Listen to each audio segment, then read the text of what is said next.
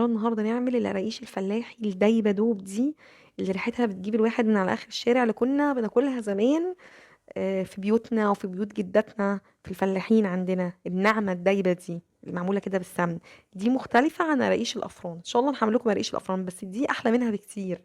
دي الدايبه يا جماعه، يعني على قد ما هي هايشه كده وعلى قد ما هي دايبه. ان شاء الله هعملها لكم خطوه بخطوه، وباذن الله لو اول مره تجربوها باذن الله هتظبط منكم من اول مره. مقاديرها سهله وبسيطه ومش بتخمر، فمش هتاخد منكم وقت. يلا بينا نبتدي الوصفه. انا النهارده هستخدم كيلو دقيق للمخبوزات عادي جدا، اي دقيق انت متعوده عليه. كده كده احنا مش بنحتاج نعجن فيها كتير في اي دقيق، بس انت بس تكوني واثقه ان هو ما بيشربش سمنه كويس طبعا، يعني فضل دقيق كويس طبعا. ومعاها 3 معالق لبن بودره، انا بحطه عليه. كل ده بقى بحطه في العجان، و8 معالق سكر. كل ده بيتحط الحاجات الجافه على بعض لان ده بيتبس. وبعدين بحط سمسم، انا بحب السمسم. عايزه تحطي ينسون ممكن تحطي، شمر ممكن تحطي، انا بس بكتفي بصراحه بالسمسم. وبعدين بيكون معايا كوبايتين من الماده الدهنيه. دي كوبايه سمنه بلدي انا دافيه دافيه يا دوبك دافيه مش سخنه. ودي كوبايه تانية سمنه على زيت. انا محتاج كوبايتين ماده دهنيه. وببتدي بقى اسيبه مع العجان، الحاجات دي كلها تتبس مع بعض. طبعا لو انت ما عندكيش عجان تستخدميها تبسي على ايديكي، بس على الايد سهل جدا. وانا عملت هعمل لكم القراقيش بالعجوه وهبسها على ايدي.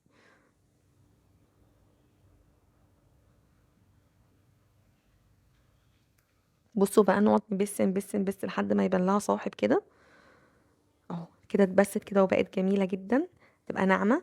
طبعا يا جماعه احنا حاطين كوبايتين ماده دهنيه، ده هينعمها. لو انتي عايزاه اقل في النعومه كده والذوبان، ممكن تستخدمي كوبايه ونص او كوبايتين الا ربع. يعني انا مستخدمه كوبايه سمنه وكوبايه ونص سمنه ونص زيت. لا انت ممكن تستخدمي مثلا كوبايه ونص سمنه ربع زيت، او كوبايه سمنه ونص زيت. وبعدين هنا بجيب كوبايه سكر ومعلقه خميره وكوبايه الا ربع ميه الاول، بس بدوب فيها الخميره. انا هنا في الوصفه هحتاج بالظبط كوبايه وربع ميه، بس هنا مع الخميره هحط الاول كوبايه الا ربع ميه. استنى بس لما الخميره تشتغل وتتفاعل احطها بقى على طول على العجينه بتاعتي بعد ما اتبست واتاكدت ان كل دي حته دقيق بقى السمنه واصل لها. وبعدين هضيف كمان، يعني انا كده حطيت كوبايه الا ربع ميه مع الخميره، هضيف تاني كوبايه الا ربع ميه تاني. يعني انا كاني استخدمت كوبايه ونص ميه على المقدار ده. والمقدار ده مظبوط جدا، هيطلعها لك مظبوطه بالملي. بالملي كوبايتين السمنه مع كوبايه ونص ميه. اهو كده بقى اتعجنت كويس. طبعا انا بسيبها بس تتعجن، خلي بالكم انا يعني مش بتتعجن، دي مش عجينه. ده يا جماعه شبه الكحك. فمش الكحك والحاجات دي مش بتتعجن، انا يا دوبك بتدخل بس المكونات في بعض اهي. بصوا بصوا منظرها، هو ده اللي انا عايزاه. انا مش عايزاها تتعجن عجن، لا هي ده اللي انا عايزاه، دي النتيجه اللي انا عايزاها. هي بس كده خلاص دخلت في بعض، والسمنه دخلت في الدقيق في الميه، بس كده خلاص بسيبها ترتاح 10 دقايق. بس 10 دقايق هي مش بتخمر، انا مش محتاجه ان هي تخمر. دي مش بسيب الخميره تشتغل فيها، واحطها على الرخامه وابتدي اقطعها على 4 اجزاء اهو زي ما انتوا شايفين. الطريقة دي يا جماعة سهلة وجميلة، هتعجبكم جدا، أنا متأكدة. إن شاء الله حبايبي اللي لسه مبتدئين في المطبخ، إن شاء الله هتعجبكم جدا، أنا واثقة. أهو ابتدي أقطعها كده، بعد كده بجيب حتة حتة بعملها على شكل اسطواني، ابتدي بقى أقطعها.